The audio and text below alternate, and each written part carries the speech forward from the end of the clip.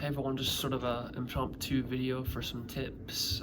So I work in construction, as you might know, so this could be for you if you're a guy or a girl who works in construction, or really whatever you do, something to think about. And it's in reference to just sort of saving up for gear or needs that you might have. We do this in our family in different ways. We do it with clothes. Really, we do it with a lot of different items in our budget, but sometimes it's hard to anticipate what things you might need in a given context. Like for me, work. So over the years, I've just kind of slowly built up, over the past couple of years, this kind of document. I just call it like the work gear document. That's the top of it, and it's almost 4 pages actually now, and it covers everything from, like, if I need to buy a jacket, like I got a good waterproof insulated jacket from Carhartt a few years ago, and so my hope is that it'll last for 7 years. And so what I do is I'll break that down and say, okay, so if this lasts for 7 years, Lord willing, then that means I need to save up how much a month, like $2 a month, or here, I'll tell you exactly what it is for that particular item. Currently our goal is to save up, okay, I'm looking at the wrong thing. Yeah, about $2 a month, $1.90 per month to buy another one, 4 years from now. So you divide the perceived lifespan by the number of months until you'll think you'll have to buy it, from now, and then you just save up that much. And so as you go through, that's $1.90 for me. As I went through different things like jacket, socks, my portion of boots. My company pays us a certain amount every 2 years, but we have to cover the balance if we want to spend more than that. So especially if you need to get two pairs of boots, one for winter, one for summer, that's something that might be helpful. Maybe a sweater, a wool sweater, to really, if you're working out in the cold, it helps to have that extra layer in between your regular shirt and your jacket, or whatever you might need. Thermals, sunblock, gloves, a work hat, a scarf, just some stuff, I think about. Maybe you want to get a multi-tool, or get one of those lunch boxes that you can plug into your cigarette lighter so you can actually eat hot lunch when it's 20 degrees out. It's hard to eat cold food when it's that cold out.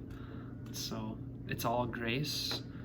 Paul says if we have food and clothing, with these we will be content. So the majority of my items on my list are in reference to food and clothing, but there's a couple, kind of amenities that are just nice to have, whether it be that warming lunchbox, or, multi-tool to help people out, to be ready for unexpected things on the job site, belt, Okay, so I don't want to bore you too much, but that's the idea. So what we do is we save, Lord willing. The challenge is to not be greedy, to really assess what you think you need, and be, if you're a Christian, continue to ask God and pray for wisdom to not be greedy, to not, a man's life does not consist in the abundance of his possessions, like it says. That's hard. I think about these things a lot. There's a reason Jesus taught so much about money and stewardship. So what we do is we save about $60 a month for all of these items, so that when they come, Lord willing, again, we're not caught off guard by buying a $150 jacket or $200 boots. We have the funds, hopefully. And so what I do is I do short-term, mid-term, and long-term. Short-term is things like deodorant, toothpaste, hand warmers, maybe a water bottle. If your water bottle breaks, you lose it, stuff like that.